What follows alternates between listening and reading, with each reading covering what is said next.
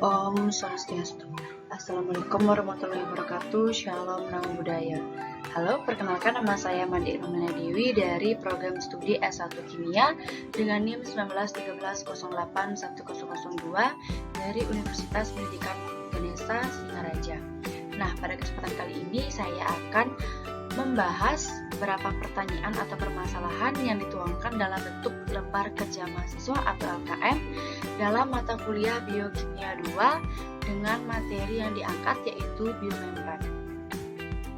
Nah, pada lembar kerja mahasiswa kali ini terdapat 13 pertanyaan atau masalah yang akan saya coba pecahkan atau selesaikan, di mana untuk pertanyaan nomor 1 yaitu biomembran adalah suatu struktur yang sangat tipis yang biasanya dapat divisualisasikan hanya dengan mikroskop elektron. Itu merupakan pernyataan dari Becker pada tahun 1986. Nah, jelaskan bagaimana kerja mikroskop elektron untuk memvisualisasikan biomembran tersebut. Dalam memvisualisasikan biomembran terdapat dua mikroskop elektron. Yang pertama yaitu ada jenis mikroskop scanner elektron atau SEM, di mana cara kerja dari mikroskop ini yaitu sinar dari lampu dipancarkan pada lensa kondensor. Sebelum masuk pada lensa kondensor ada pengatur dari pancaran sinar elektron yang ditembakkan. Nah, sinar yang melewati lensa kondensor diteruskan lensa objektif yang dapat diatur maju mundurnya. Sinar yang melewati lensa objektif diteruskan pada spesimen yang diatur miring pada mencengkamnya. Spesimen ini disinari oleh deteksi X-ray yang menghasilkan sebuah gambar yang diteruskan pada layar monitor.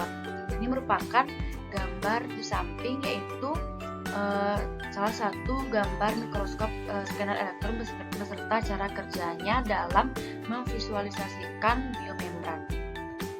Lalu untuk jenis mikroskop yang kedua yaitu mikroskop transmission elektron atau TEM, di mana cara kerjanya yaitu elektron ditembakkan dari elektron gun yang kemudian melewati dua lensa kondensor yang berguna menguatkan dari elektron yang ditembakkan.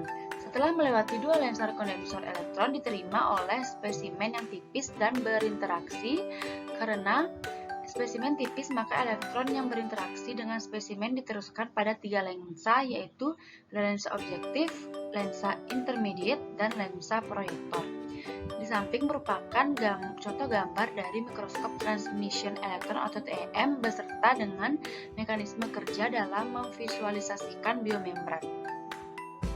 Oke, selanjutnya kita beralih ke nomor 2 dengan soal perhatikan gambar di bawah.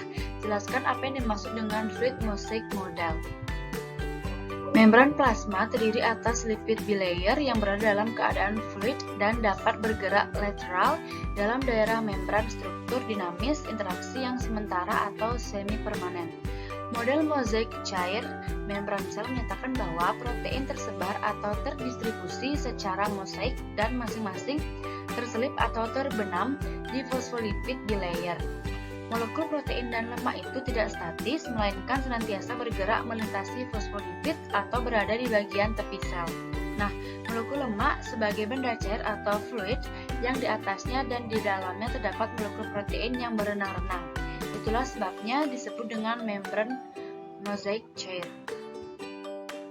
Oke, selanjutnya nomor 3 dengan soal jelaskan konsep dari membran biologis setelah berkembang dengan berkembangnya dan digunakannya metode kimia dan morfologi. Nah, perlu kita ketahui bahwa biomembran adalah suatu struktur yang sangat tipis yang biasanya dapat divisualisasikan hanya dengan mikroskop elektron. Berikut merupakan pernyataan dari Becker pada tahun 1986. Nah, konsep dari membran biologis setelah berkembang dengan berkembangnya dan digunakannya metode kimia dan morfologi. Sekarang, telah disepakati bahwa biomembran adalah suatu susunan yang teratur dari molekul-molekul protein, fosfolipid, dan kadang-kadang kolesterol yang tebalnya kira-kira sekitar 10 nanometer. Biomembran ini terbagi menjadi 3 kategori. Untuk yang pertama, membran plasma, yang kedua sitoplasma, dan yang terakhir yaitu membran nukleus. Oke, selanjutnya untuk nomor 4, fosforilasi oksidatif adalah suatu lintasan metabolisme dengan penggunaan energi yang dilepaskan oleh oksidasi nutrien untuk menghasilkan ATP atau adenosin trifosfat. Nah, jelaskan mekanisme dari fosforilasi oksidatif sehingga menghasilkan ATP yang terlihat pada gambar di atas.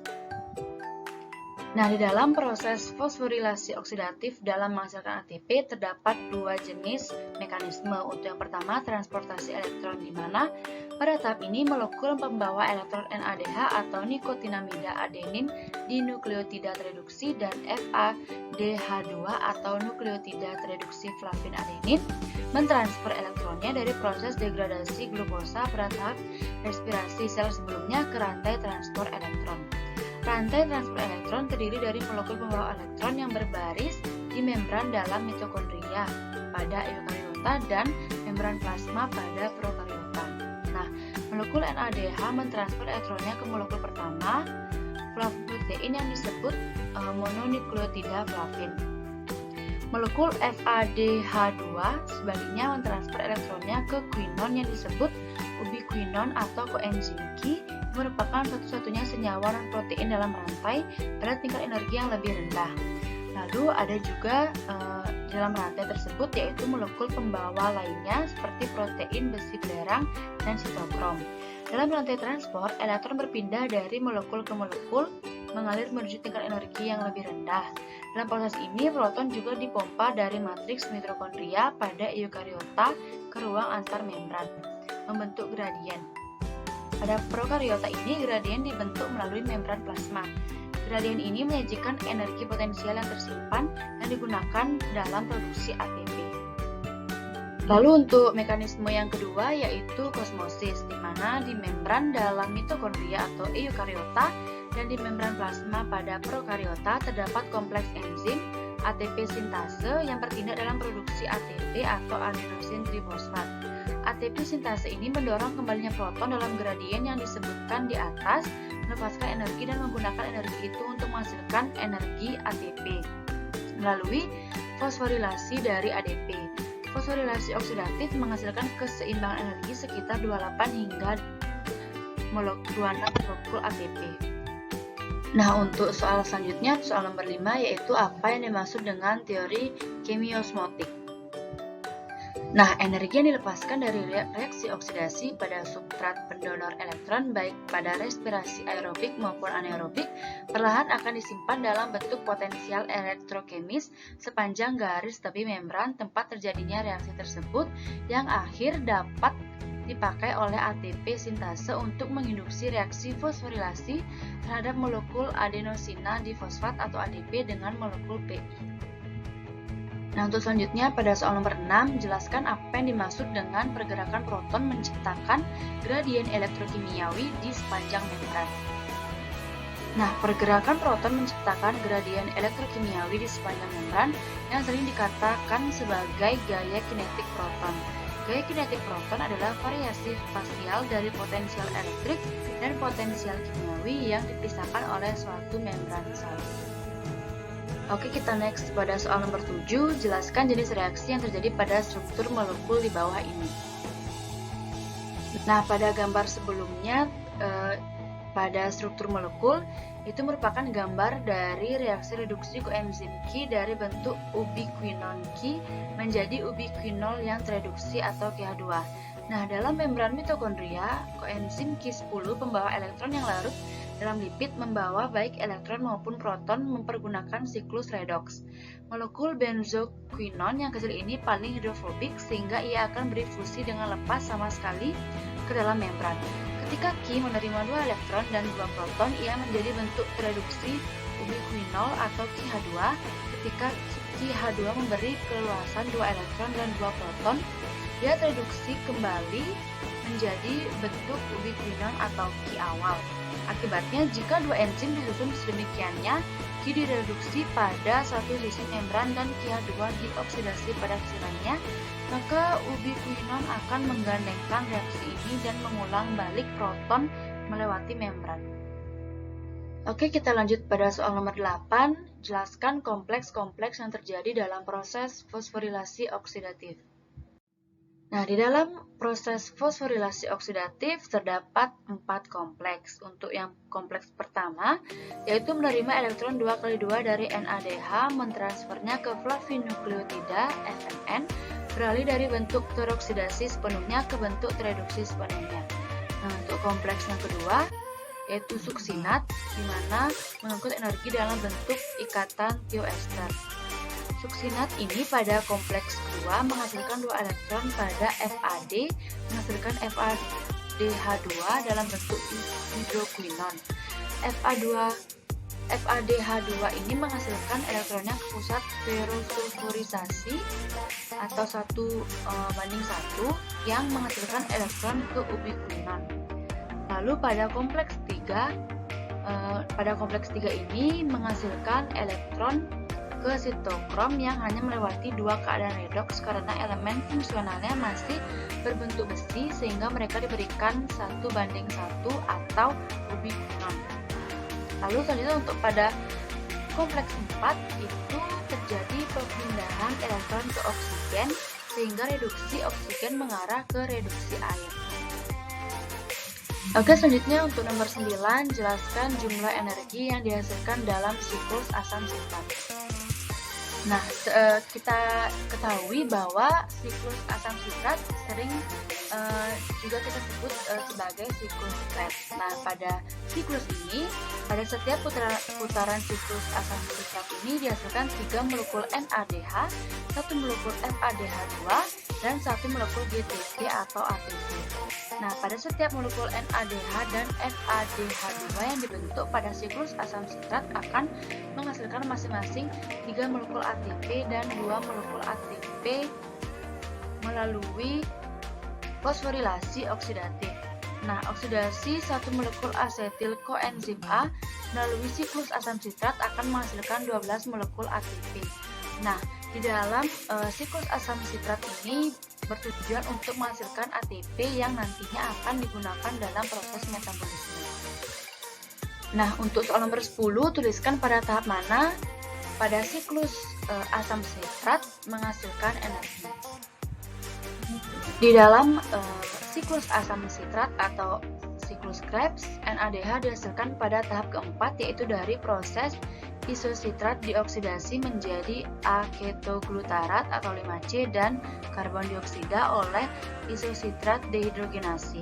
Enzim mitokondria ini memerlukan NAD+ yang direduksi akan menjadi NADH. Lalu untuk FADH2 pada siklus asam sitrat dihasilkan dari tahap ke-6 pada proses suksinat atau 4C dioksidasi menjadi fumarat oleh dehidrogenasi. FAD terikat kuat pada enzim dan direduksi menjadi FADH2. Lalu untuk GTP sendiri pada siklus asam sitrat dihasilkan pada tahap kelima, yaitu secara langsung selama pengubahan suksinil koenzim A menjadi suksinat. Oke, untuk nomor 11, di mana tuliskan pengendalian pada siklus asam sitrat. Di bawah merupakan gambar siklus asam sitrat atau siklus Krebs dengan beberapa energi yang dihasilkan, yaitu ada NADH, FADH2, dan juga ATP atau GTP. Nah, pada siklus asam sitrat atau siklus Krebs, siklus reaksi diawali dengan reaksi antara asetil koenzim A dan 2C dan asam oksaloasetat yang menghasilkan asam trikarboksilat sitrat. Selanjutnya, sejumlah 2 molekul atom karbon dioksida dirilis dan deregenerasi. Sebenarnya hanya sedikit oksaloasetat yang dibutuhkan untuk menginisiasi siklus asam asetat, sehingga oksaloasetat dikenal dengan perannya sebagai agen katalitik pada siklus Krebs. Nah, siklus Krebs pertama-tama asetil koenzim A hasil dari reaksi antara dekarboksilasi oksidatif masuk ke dalam siklus dan bergabung dengan asam oksaloasetat membentuk asam sitrat. Setelah mengantar asetil masuk ke dalam siklus Krebs, koenzim A memisahkan diri dari asetil dan keluar dari siklus. Kemudian, asam sitrat mengalami pengurangan dan penambahan 1 molekul air sehingga terbentuk asam isositrat. Lalu, asam isositrat mengalami oksidasi dengan melepas ion H+, kemudian mereduksi NAD+ menjadi NADH dan melepaskan 1 molekul karbon dioksida dan membentuk asam aketoglutarat. Nah, setelah itu asam ini kembali melepaskan satu molekul karbon dioksida dan teroksidasi dengan melepaskan satu ion H+ yang kembali akan mereduksi NAD+ menjadi NADH. Selain itu, asam aketoglutarat mendapatkan tambahan satu koenzim A dan membentuk suksinil koenzim A. Setelah terbentuk suksinil koenzim A, molekul koenzim A kembali meninggalkan siklus sehingga terbentuk asam suksinat. Nah, pelepasan koenzim A dan perubahan suksinil koenzim A menjadi asam suksinat menghasilkan cukup energi untuk menggabungkan satu molekul ADP dan satu gugus fosfat anorganik menjadi satu molekul ATP.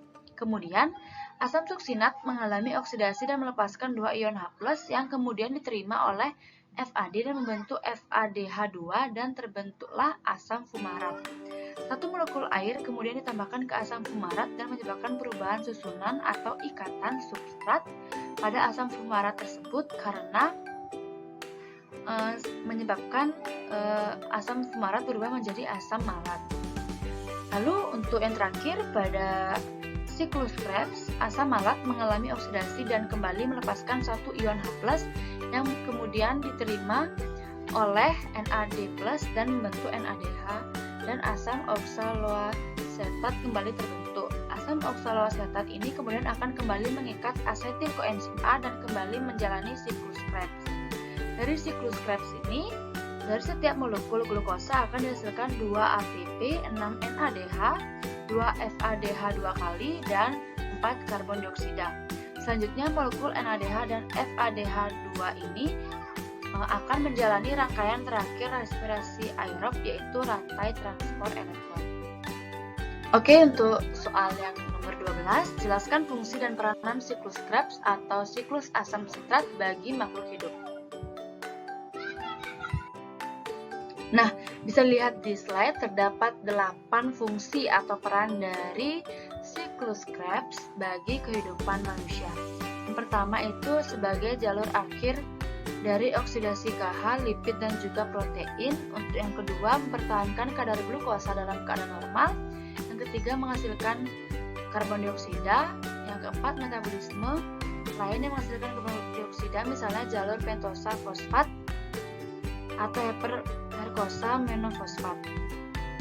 Lalu sebagai sumber enzim reduksi yang mendorong rantai aspirasi, kemudian merupakan alat agar tenaga yang berlebihan dapat digunakan untuk sintesis lemak, lalu menyediakan prekursor penting untuk subunit yang diperlukan dalam sintesis molekul, lalu yang terakhir menyediakan mekanisme pengendalian langsung atau tidak langsung dari sistem enzim. Oke, last but not least, untuk soal yang terakhir, nomor 13, yaitu jelaskan tempat terjadinya siklus asam sitrat dalam sel mikroorganisme. Nah, pada mikroorganisme, pada sel eukariota, siklus asam sitrat atau siklus Krebs terjadi pada mitokondria. Sedangkan pada organisme aerob, siklus ini merupakan bagian dari lintasan metabolisme yang berperan dalam konversi kimiawi terhadap karbohidrat, lemak, dan protein menjadi karbon dioksida, air, dalam rangka menghasilkan suatu bentuk energi yang dapat digunakan oleh manusia atau mikroorganisme. Reaksi lain pada lintasan katabolisme yang sama antara lain glikolisis, oksidasi asam pirufat, dan fosforilasi oksidatif. Nah, salah satu contoh siklus Krebs pada mikroorganisme yaitu pada bakteri, di mana siklus Krebs terbalik adalah urutan reaksi kimia yang digunakan oleh beberapa bakteri untuk menghasilkan senyawa karbon dari karbon dioksida dan air. Reaksi adalah siklus asam sitrat yang berjalan secara terbalik, di mana siklus Krebs mengambil molekul karbon kompleks dalam bentuk gula dan mengoksidasi mereka untuk karbon dioksida dan air. Siklus terbalik mengambil karbon dioksida dan air untuk membuat senyawa karbon. Proses ini digunakan oleh beberapa bakteri untuk mensintesis senyawa karbon dan kadang-kadang juga menggunakan hidrogen sulfida atau tiosulfat sebagai donor elektron. Nah, dalam proses ini dapat dilihat berbagai alternatif untuk fiksasi karbon anorganik di siklus pentosa reduktif yang terjadi di berbagai mikroba dan organisme yang lebih tinggi. Oke teman-teman, itu saja dari saya mengenai pembahasan tentang lembar kerja mahasiswa tentang biomembran pada mata kuliah Biokimia 2 kali ini. Terima kasih sudah menyimak video ini, semoga bermanfaat untuk kalian dan menambah wawasan kalian mengenai biomembran, metabolisme, serta proses-proses yang terdapat dalam biomembran tersebut. Terima kasih lagi sekali saya ucapkan. Jika ada salah kata, saya mohon maaf. Saya tutup dengan Parama Santi. Om Santi Santi Santi Om.